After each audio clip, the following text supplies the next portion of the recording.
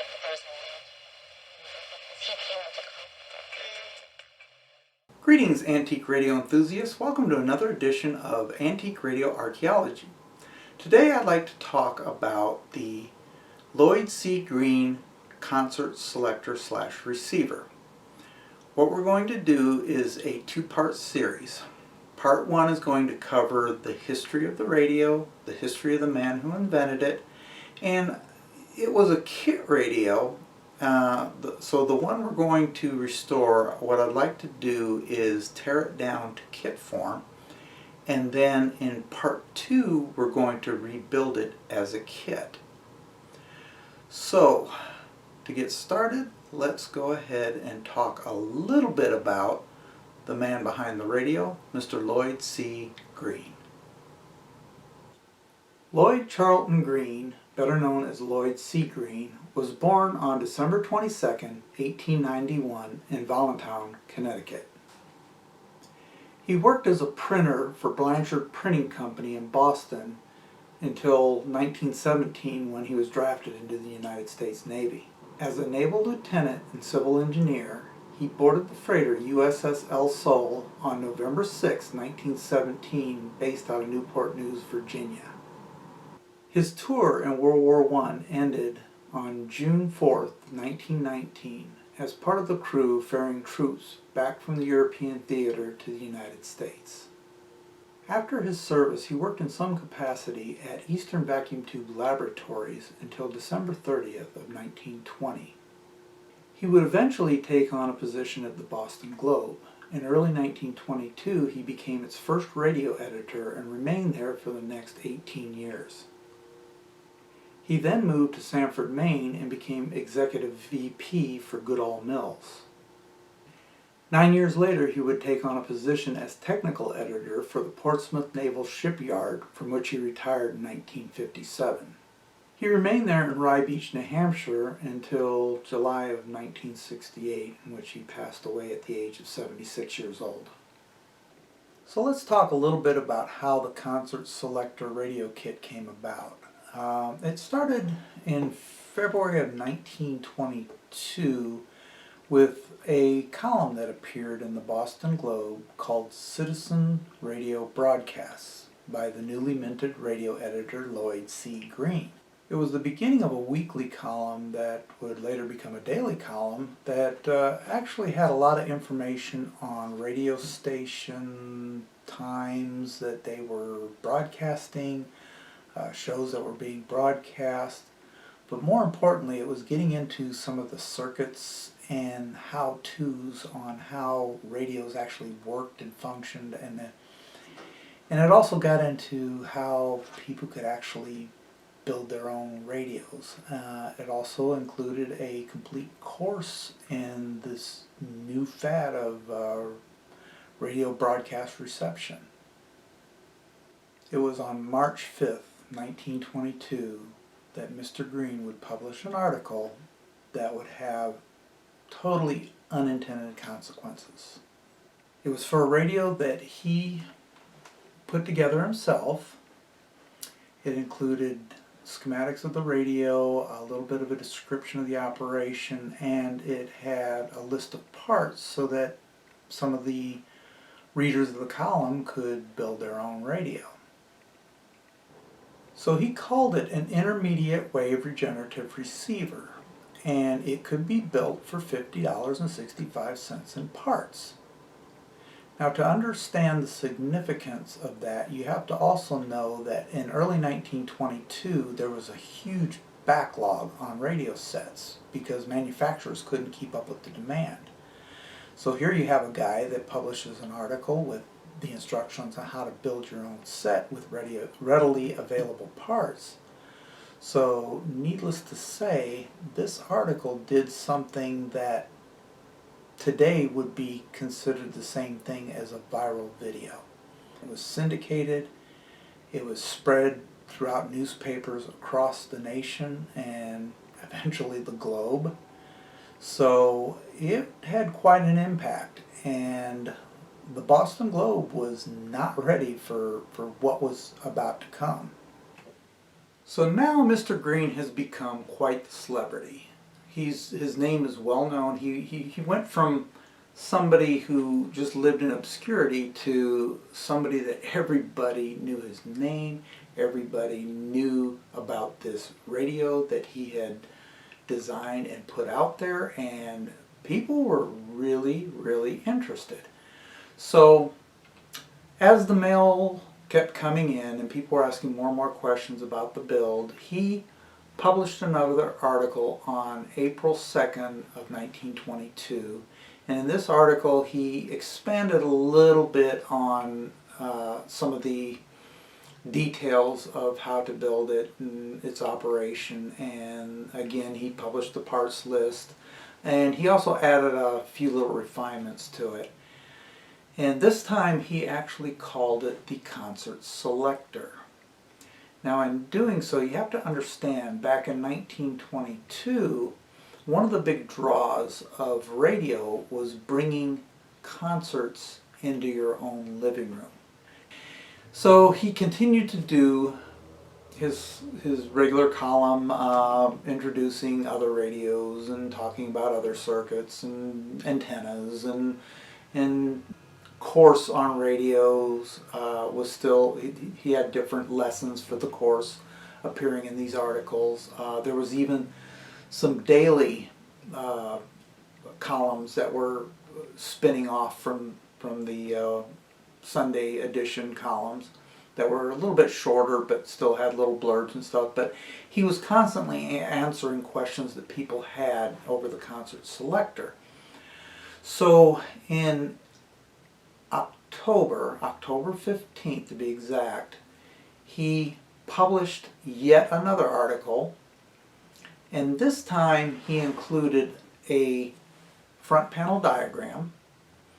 He included diagrams of what the Concert Selector is supposed to look like with all the parts hooked up in the back. And it included the wiring layout and component layout, and things that people could relate to more readily by seeing it in pictures than they could from just trying to rebuild it from a schematic or just from reading the articles. So needless to say, this created another resurgence.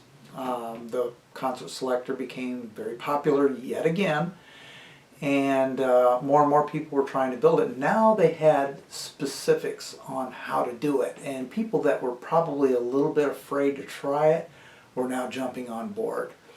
So there was one restriction that Mr. Greene realized, and that was by the end of 1922, a lot of radios were using speakers and no longer using headsets. So in order to update his Concert Selector to include a speaker, he wound up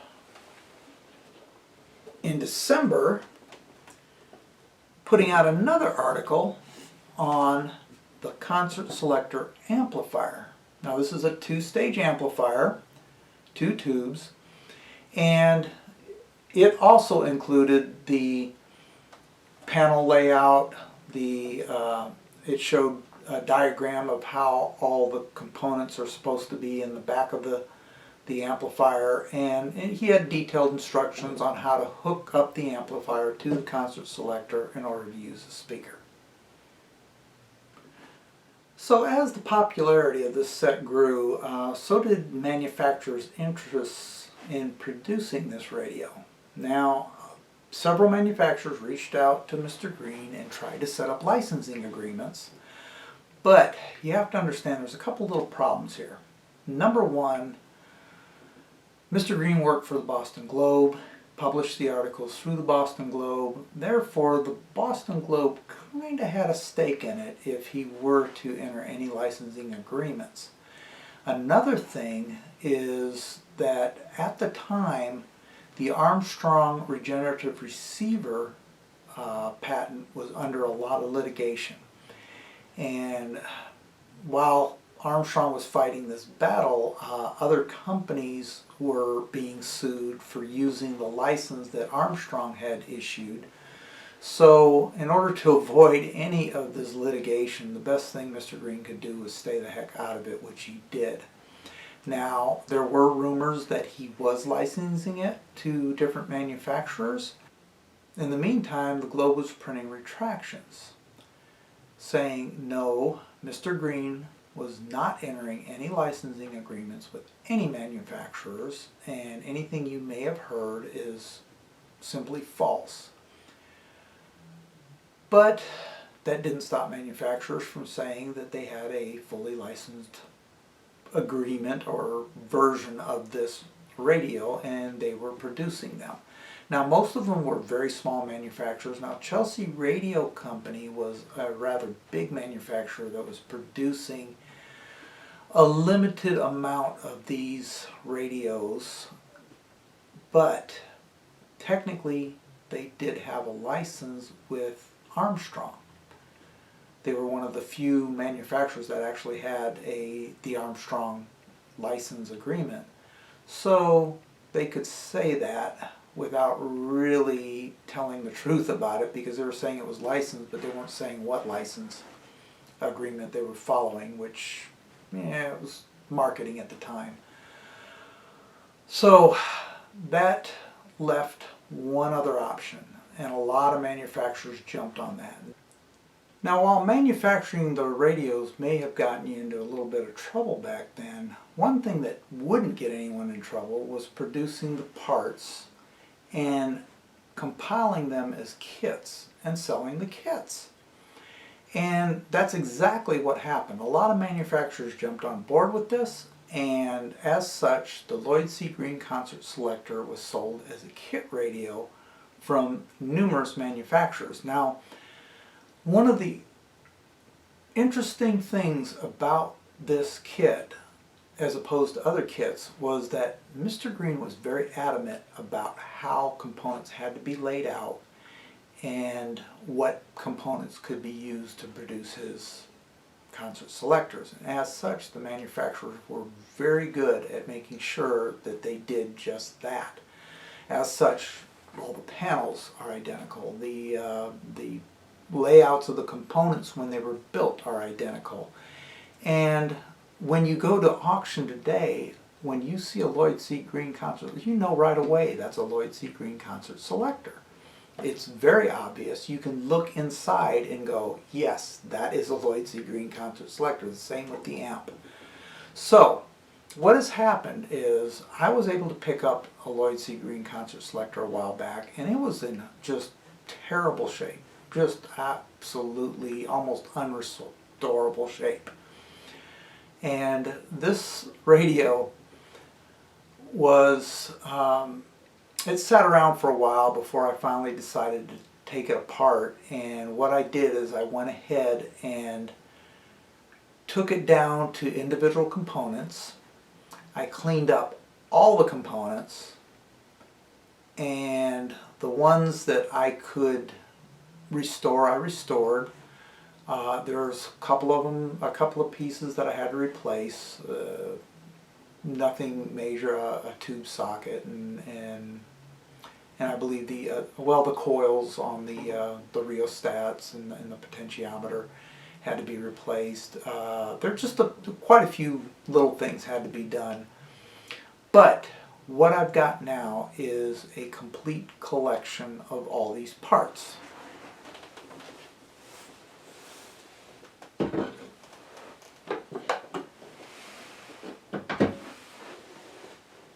So,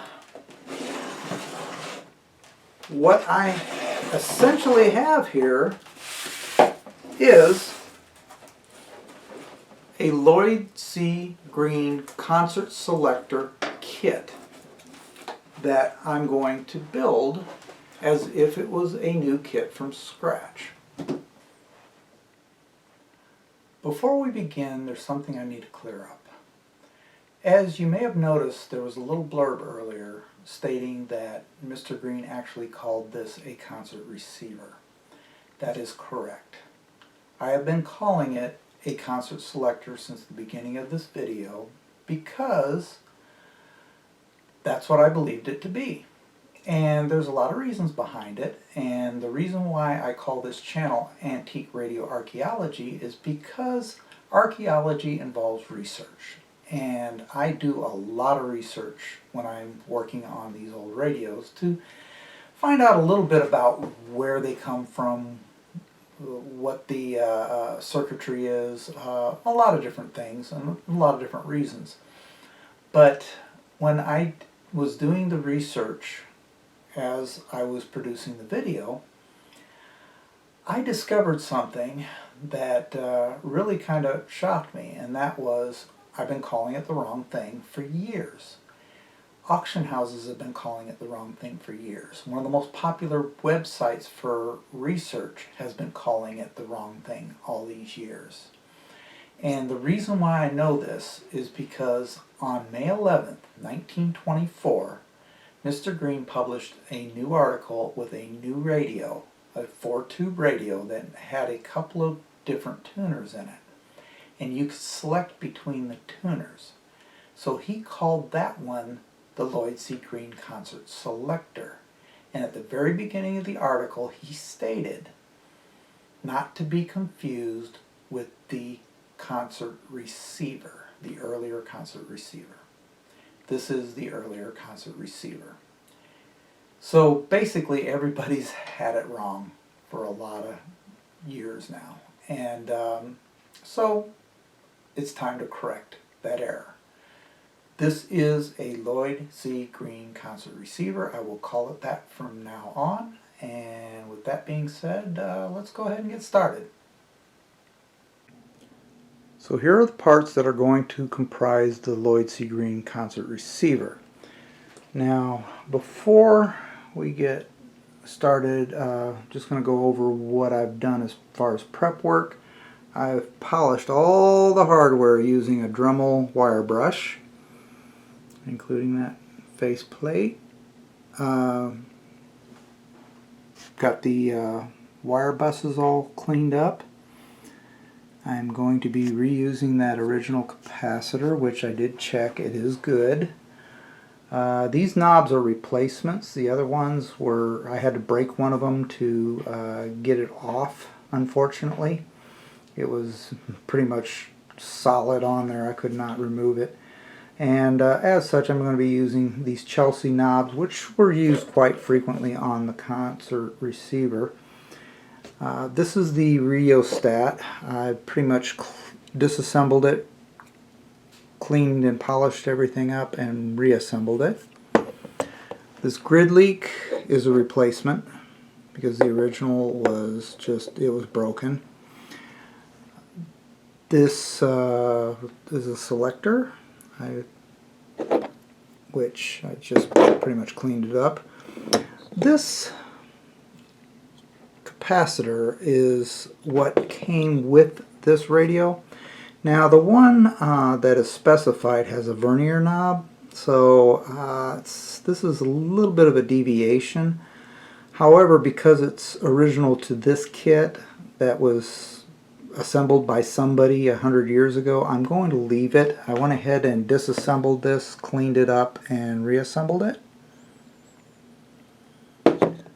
This potentiometer has been disassembled, reassembled, and cleaned up, but the problem I have is this had to be replaced, and I replaced it with a 50 ohm coil, and I found out that what is required is a 200 ohm or better.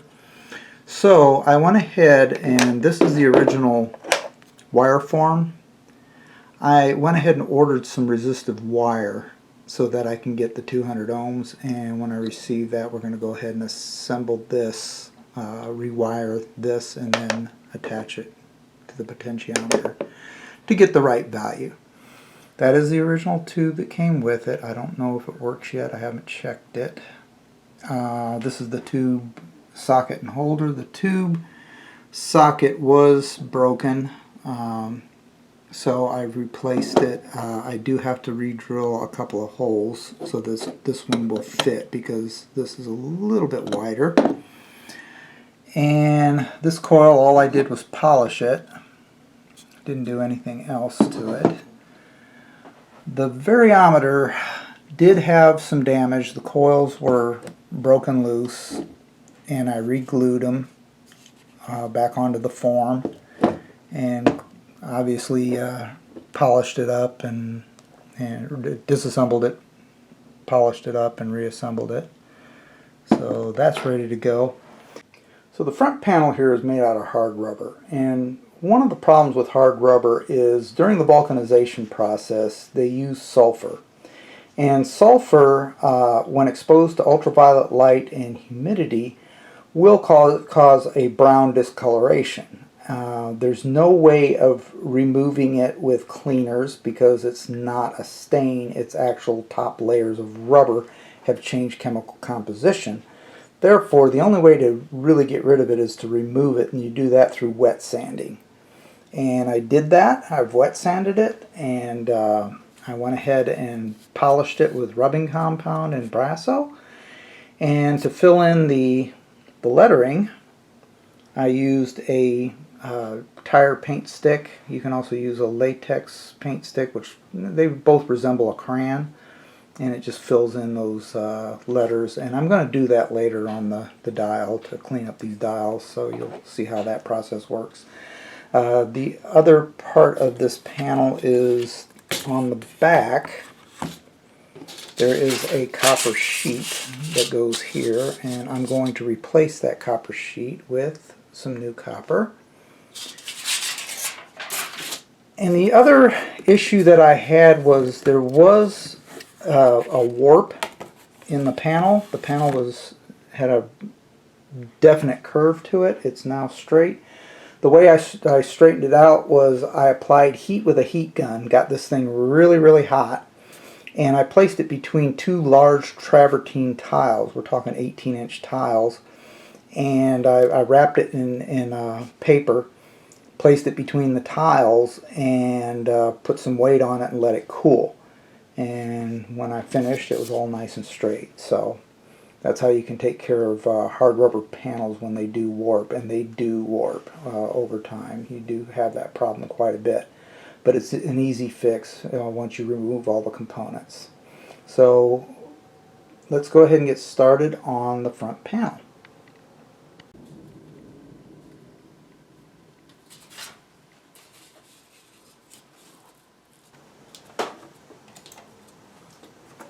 So Mr. Greene does mention in his article that you should use paper to create the template for the copper.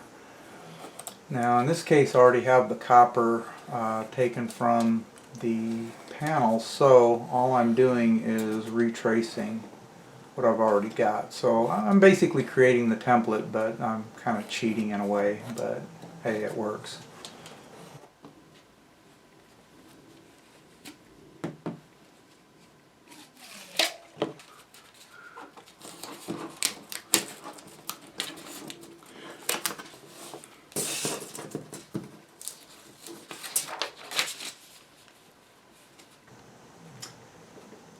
Okay, here I'm using some craft copper that I picked up, and it's a little bit thicker than the copper that was already there, and I'm just going to retrace the template over the copper. Now one thing I will mention, I pressed probably a little too hard here. I didn't have to go quite as hard and still get the impression, but oh well, it worked.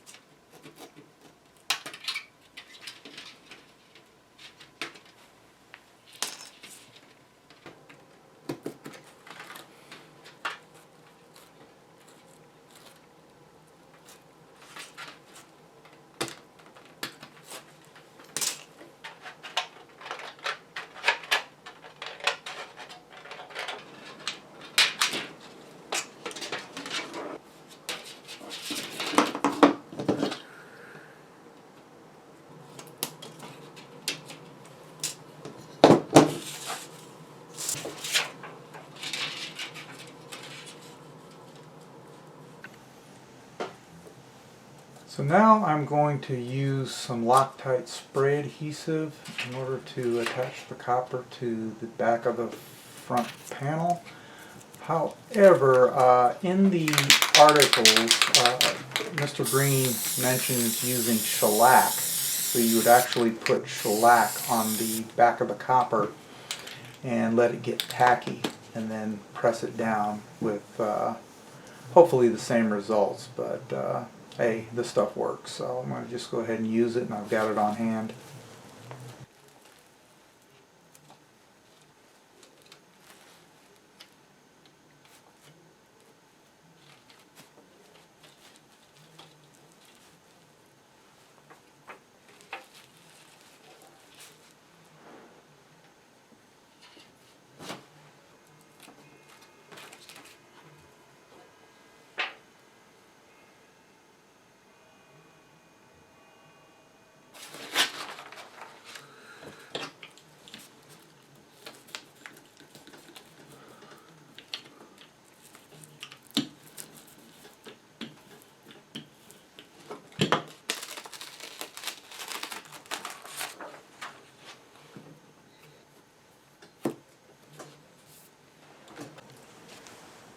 Now putting this plate back on, it's just secured by these little pins, and they were kind of melted into the rubber.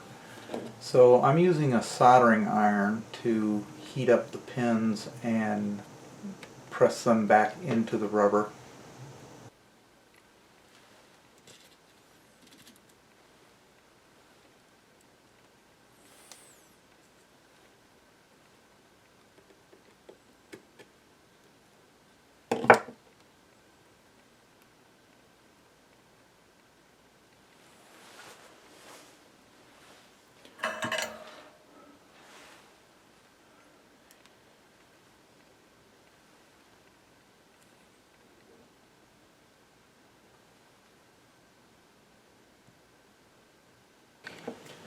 Now one thing I will say, that smell was unbelievable. So if you're going to do this, you might want to do it outdoors, or make sure that the area you're doing it in is very well ventilated. I had to run the whole house fan for a while to get the smell out of the house.